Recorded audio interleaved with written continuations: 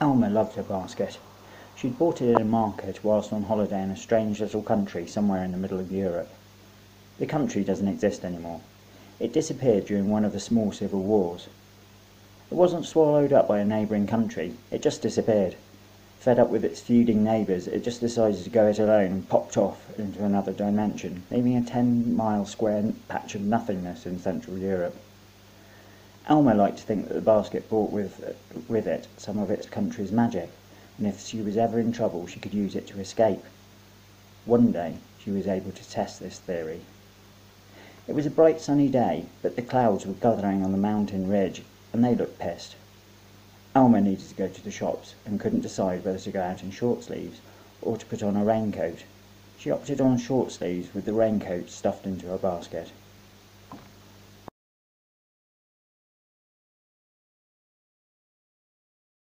As Alma strolled up the road, swinging her basket back and forth, she saw her friend Dora wave to her from her garden. "What's this weather about, then?" Dora said by way of greeting. "It doesn't know what it's doing. It was so cold last week I bought a housecoat." Alma nodded. It had been cold last week. "Now," Dora continued, "my house don't know what to do." She pointed in the direction of her two-up, two-down house that sat at the end of the garden in a very warm-looking parka coat. Alma thought she could see beads of sweat running down what little brickwork was left exposed. "Perhaps you should take it off, dear," Alma said. "You don't want your house collapsing due to heat exhaustion. Not sure the insurance would cover that." Dora nodded. "You're right. I'll get our Fred to get his ladder out and take the coat off. Mind you," she pointed at the mountains, "looks like trouble's ahead. Look at those storm clouds. They look menacing." Alma did look at the clouds. Dora was right. They looked as mean as a swarm of wasps in a blender.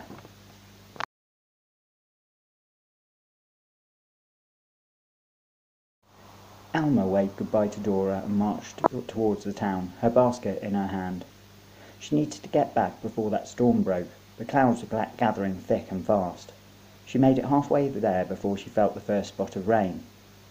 Except it wasn't a spot of rain. It came from the sky like a nail shot from a gun, stinging her skin like a hornet. "Ouch!" she yelled, so loud a passer-by looked up in surprise from a smartphone. Bloody hell, Alma thought, that hurt like hell. Another bullet of rain hit her on the head, and she felt a bruise rise up under her hair. This was not normal rain, she decided. There was a bus shelter just up ahead, so she put her basket over her head as protection and ran as fast as she could. Safe under the shelter, she watched as the rain began to fall. No, not fall. Shoot from the sky in earnest. The pavement around her began to split and break under the strength of the attack.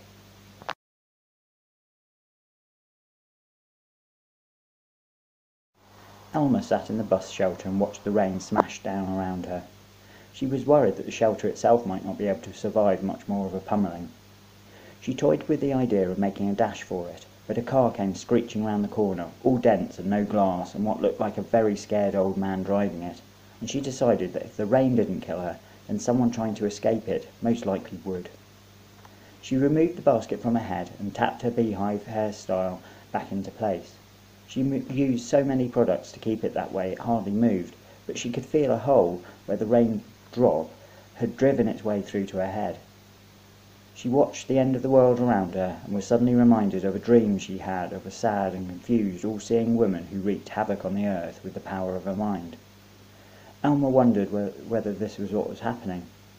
She often had strange dreams, and some of them did seem to predict future events.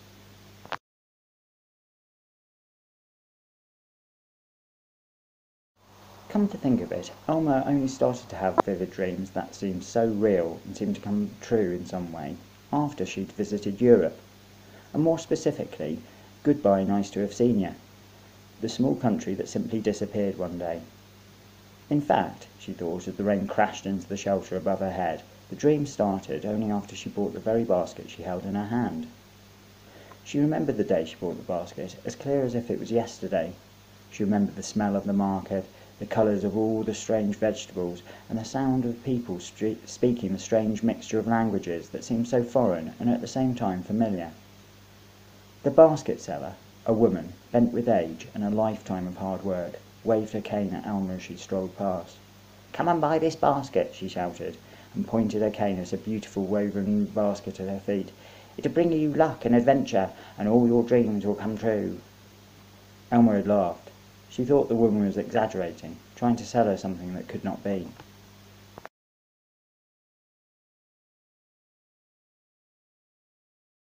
Elmer bought the basket from the old woman, despite her scepticism. It was cheap. The strange wooden money, heavy and worn, seemed to go a long way here, but even so the basket was almost given away. It also had a strange pattern woven into it that attracted Elmer's eye. She couldn't stop looking at it. The old woman tried to give Elmer change in dried beans, but she refused it with a shake of her head. "You keep it," Elmer said.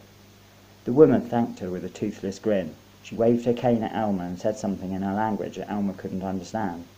A man standing next to her laughed. In halting English he translated for her. "She say you live long life," he said. "You live lots, you have ridiculous amount of fun."